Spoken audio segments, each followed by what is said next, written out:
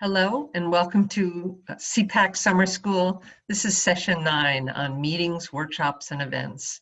This is part of a 10-part series for MassPAC, which is a project at the Federation for Children with Special Needs.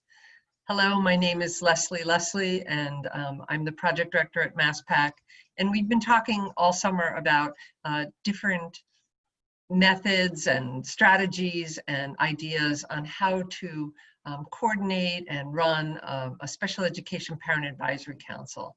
And so welcome, we're at session 9.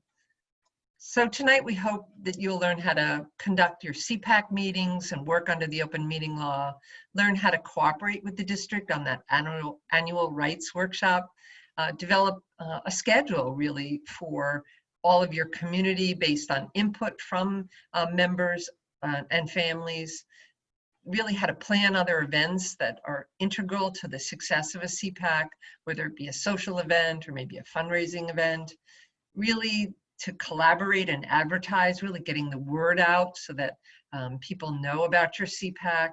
How do you collaborate with other parent groups within your community or even SEPACs in your neighborhood?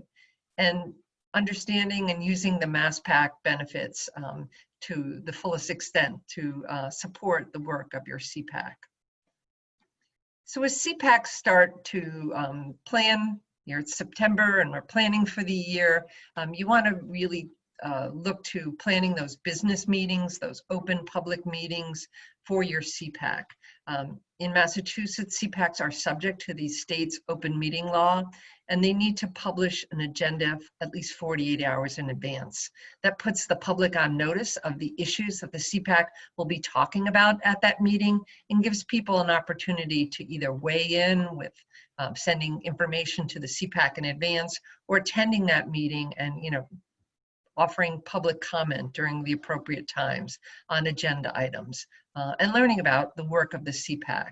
These meetings should be open to the public, and we'll cover the new rules that SEPACs have to follow due to the state emergency and closures under COVID. I really think SEPAC should put out a public calendar of all their meetings. That puts people on notice of when you're meeting, the structure of your organization, and provide some legitimacy that people know that this is happening on a regular basis. But there's no requirements as to the number of meetings. It's not like you have to meet every month. I just think you should meet the needs of your community. Sometimes when you have a smaller community, you might be more informed about the workings of the SEPAC, and you may not have to meet as often as others. It really depends on the needs of your community. And I just want to let people know that SEPACs can meet with their school administration. In fact, it's encouraged, it's in the law that SEPAC should be meeting regularly with school officials around matters that pertain to special education and safety. But if SEPAC offers represent less than a quorum, they don't need to meet that open meeting law. Doesn't mean they have to have that as a private meeting, but it can be a smaller private meeting. And that gives the SEPAC an opportunity to come forward with an issue, bring it forward to the school district, to the special ed administrator, and allow them to address it almost immediately. And sometimes when there's an informal type of meeting, things get done more quickly, and the school district may not even be aware of an issue. So there is an opportunity for SEPAC to meet unofficially outside of the open meeting law with school district administration, as long as there's less than a quorum of the SEPAC present.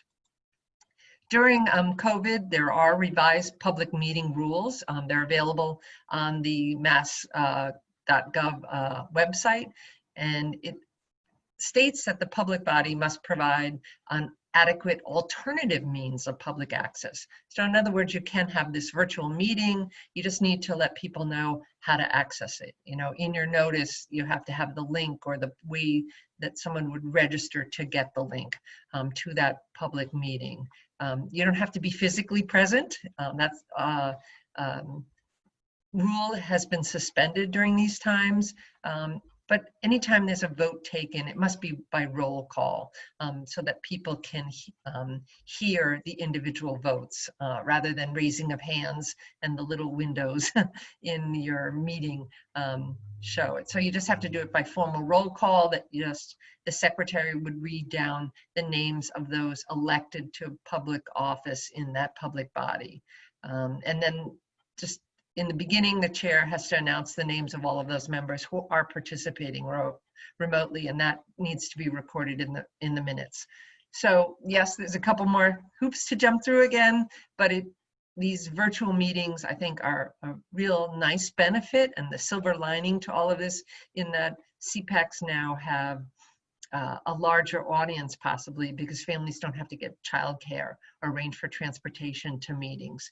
So I think it's an interesting way for us to start to encourage more families to become involved, to maybe listen in by phone, and to access the meeting virtually. The annual rights workshop is still a requirement. It's under the law, and just so people know, it's the school district's obligation to conduct this workshop every year.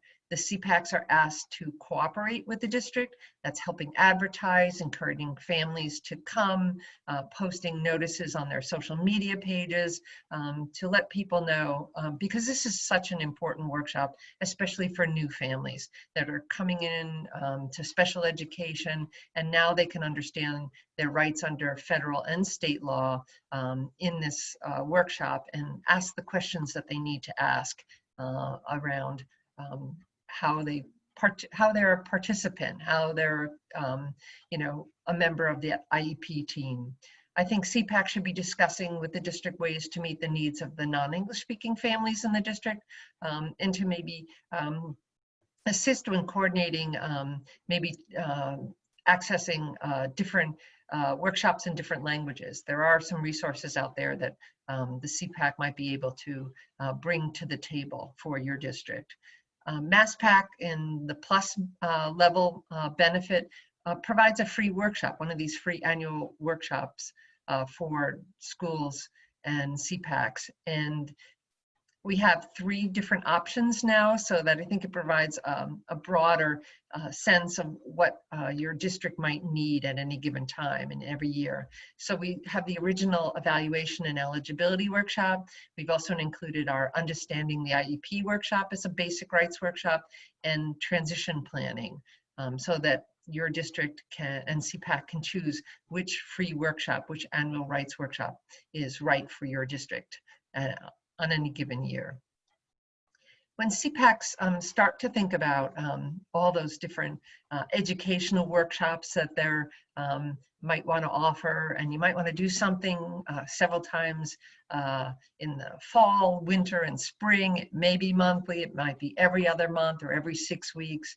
You also have the opportunity to conduct your SEPAC business as part of that evening or afternoon, or whenever you're scheduling your meeting. And you can conduct your SEPAC business and have a business meeting either at the first part of the event or that last, so that you would advertise that the SEPAC is meeting. It's going to have an educational workshop, but there's going to be a SEPAC business first. You'd open the business meeting, conduct your business, follow your agenda, close your business meeting, and then welcome your speaker or any type of panel that would be coming to address or provide educational training to your group. These educational workshops support the role of the SEPAC, but they're really not within the formal role of advising the school district on matters that pertain to special education. So although SEPACs learn a lot during hosting these meetings and workshops, it's really of a support role and informational for the SEPAC. They're hearing the questions that families are asking.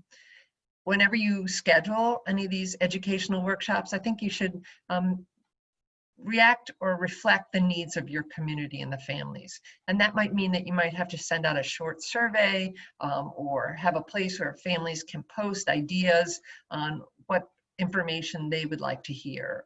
You'll have the most success and the most attendance and if you're reacting to the needs of your community. I think you should plan ahead when you are looking to have this established calendar, is to look at your school district calendar, and hopefully you'll be able to pick a night that you're not in conflict with another parent group, or a concert or a play or back to school night, that you're finding an opening there within the school calendar. And if you are picking, say, the third Thursday of every month, that it'll become established that that's a place on the school calendar for the SEPAC, so that other people will respect that time and place, or wherever we are in this virtual world, so that families don't have to pick and choose which meetings they go to. I always think it's key to think about snow dates. I included this map here so that you'll notice that the first measurable snow in New England occurs in November. And so we really should be thinking about snow dates for the whole of winter, and to make sure that that's part of your planning process, because it does snow in New England. Maybe not virtually, though. We might have to worry about that. Finding speakers is always a challenge for SEPACs because they don't have a lot of funds. And you can ask other SEPACs, who did they use? Did they find a speaker on a topic? Can they help you along the way? Maybe they can suggest an organization to go to, maybe a speaker with their email, and maybe the price of that speaker, so that you have a better sense of what funds you might need to support an educational program. You might even find a speaker within your own district. I think SEPACs who work with their district to possibly bring forward one of your related service providers, so that families can understand what happens at that 20 minutes of OT or PT that my student is getting every week. Understanding what service delivery looks like in different areas, and speech and language, in lots of different venues. What does the reading program really look like in your district, and have that communicated to you by the educators that are delivering those services and those programs. So looking within your district to find speakers, I think this might be the most beneficial thing that a SEPAC can do. I always like when you invite the special ed administrator to come forward in the beginning of the year and talk about changes that might be happening in special education that year, or to introduce new personnel, is really a popular program, and it doesn't cost any money. SEPACs probably should think about a budget for workshops. You can ask the school district for support based on availability of resources, but they might also have some good ideas on where you can find some funding for some of your programs. There are lots of other SEPAC events and activities that go to support really the SEPAC as a whole, and provides input to the SEPAC in their advisory role. I think key is having some type of a parent or family support group, and maybe even a sibling or student support group, because you're going to hear concerns and issues that are affecting families, and be able to provide them resources or steer them to other workshops or organizations to support them along the way. SEPACs have been very successful in having socials that act as almost a networking night among families, so families can get connected, find out about maybe some other resources or things that are happening within the community, support their families and their students. And I think it provides an opportunity for SEPACs to include everyone within the community, especially those with that OOD stands for out of district families, who may not feel as connected because their student is attending a placement outside of a school in the district.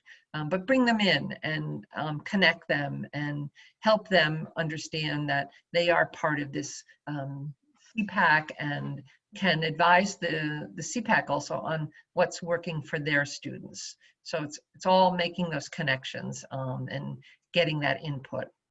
SEPACs, I think, should do some outreach, and one of the events that we find are very successful is having a table or some kind of presence at a school open house, so that families know who you are, know your mission, know your role, put a face to the organization by being there and representing families, providing those resources, have your brochure at the table, and people can take that and maybe contact you later if they feel uncomfortable talking in a public forum about their student, but they might be able to connect back to the SEPAC. But being there and letting families know that there are support for them around their students with disabilities. I think you can make any type of collaborations and connections with your local parent groups or your district.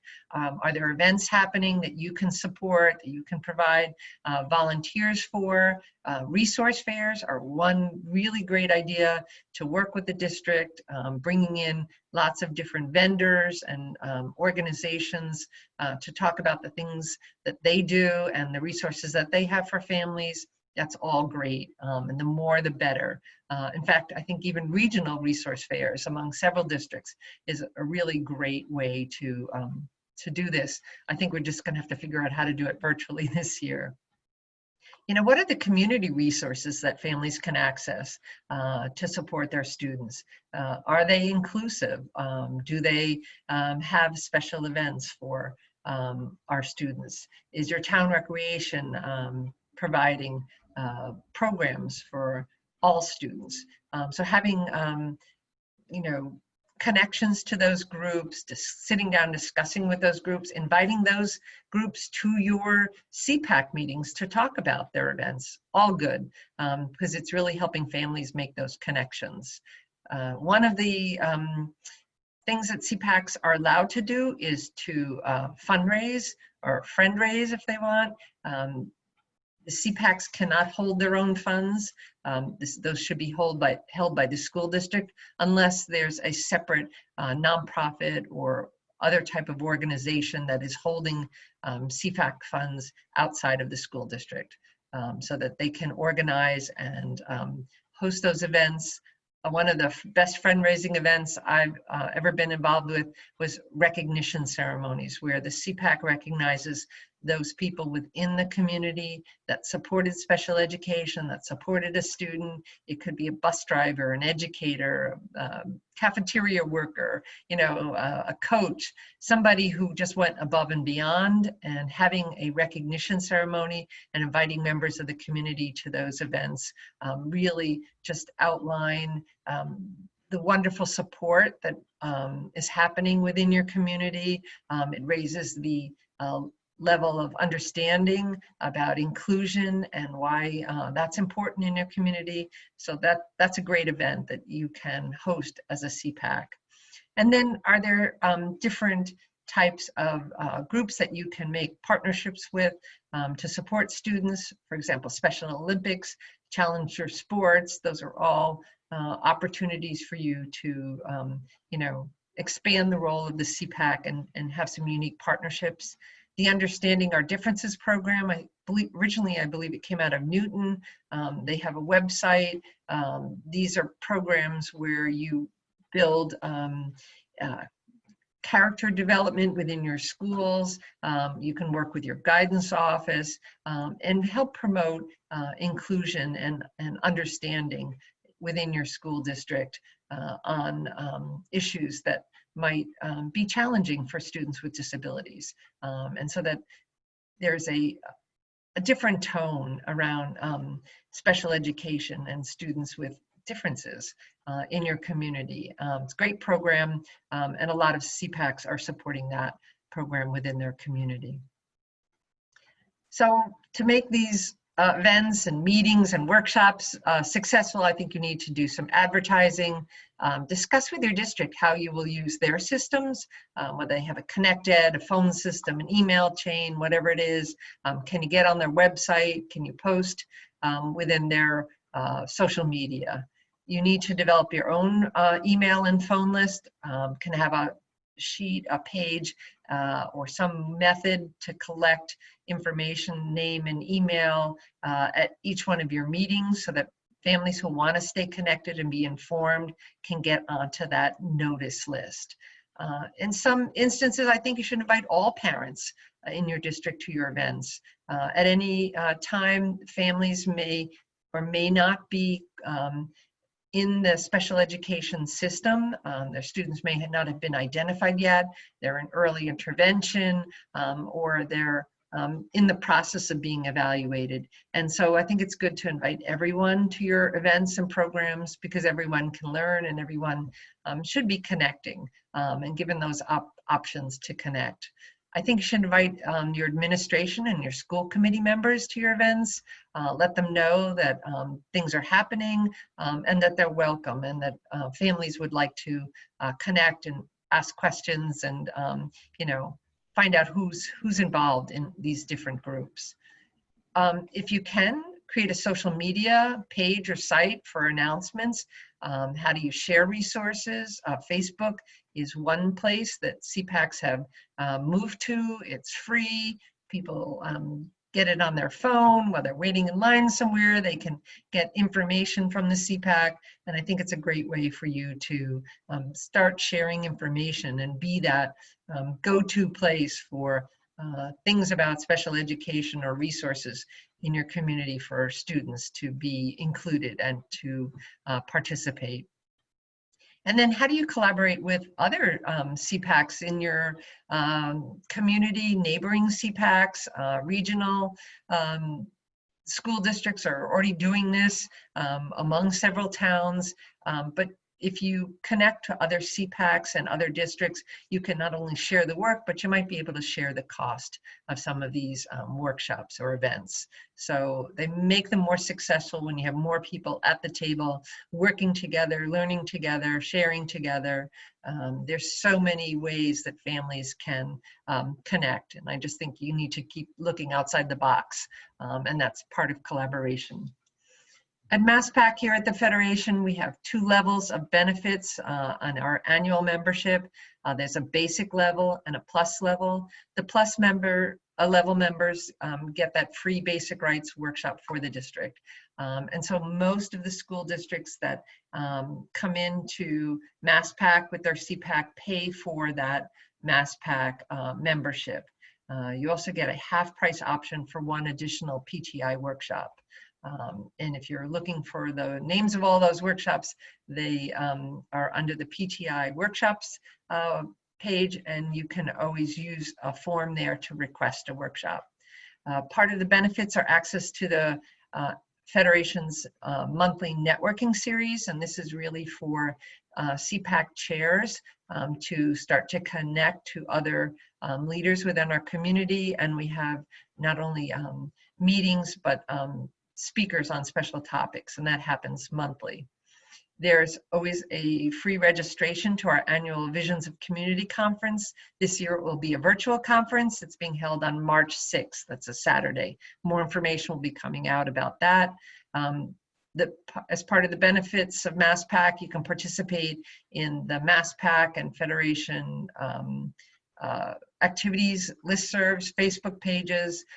We also will help you by attending your resource fairs, sending somebody from the Federation out to those fairs. And if they're happening virtually, I really want to hear about them so that we can participate. Another thing MassPAC does will help you connect to other SEPAC leaders in your communities. So it's just a great way of networking, getting support, getting information, and you can ask questions and, get answers through the MassPAC system. So more information about it is at that link under the MassPAC webpage, homepage on membership. So best practices for SEPACs as they kind of go out and do their work is to work with your district, especially informing your district of any workshop plans. I know a lot of districts are very concerned when SEPACs bring in attorneys or advocates to talk about rights. And I think it's great when the district is participating there so they can hear families' stories, they can hear some of the questions, and they can also be part of that in case an issue comes up that might be a local issue, and that they can hear about it and maybe address that. I think you really should invite your special ed administrator to address your group. That's a great workshop and starts to build that partnership, and people then can learn who that administrator is and what their priorities for the year are within special education. Create an annual budget so that you can ask your district for support, know what you need, so you can really ask. And there might be, you never know, a local business that might step up to support the SEPAC in its work and providing educational programming for your community. Look for your free options. You know, there are lots of people within our communities that have those special talents. You know, I love libraries, and talking to your local librarian, maybe a librarian can attend your meetings, talk about, you know, programming at the library or certain kind of sense of resources that they might have to support families. Always look outside the box and look for things to way to connect families within your community. Your SEPAC can have an open discussion. You can share resources on a topic, choose a book, have a book group, watch one of the Federation's free webinars as a group and then discuss it. There's lots of ways to just have meetings to inform families, to educate families, and start to connect. There are issues around accessibility for some families. Look into translators. You might need to have somebody do ASL for a family. It's always try to make sure that your meetings are as accessible as possible. These are your educational programming event issues so that, you know, all families can participate. And now we're using both in-person and virtual platforms, but we might even think about it after COVID. Is this a really more accessible way for families to participate in the programming of SEPACs? So just let's keep it open and learn from virtual platforms and incorporate it in the future so that all families can participate. So our last session is going to be on SEPAC self-assessment, so stay tuned and thank you for joining us tonight.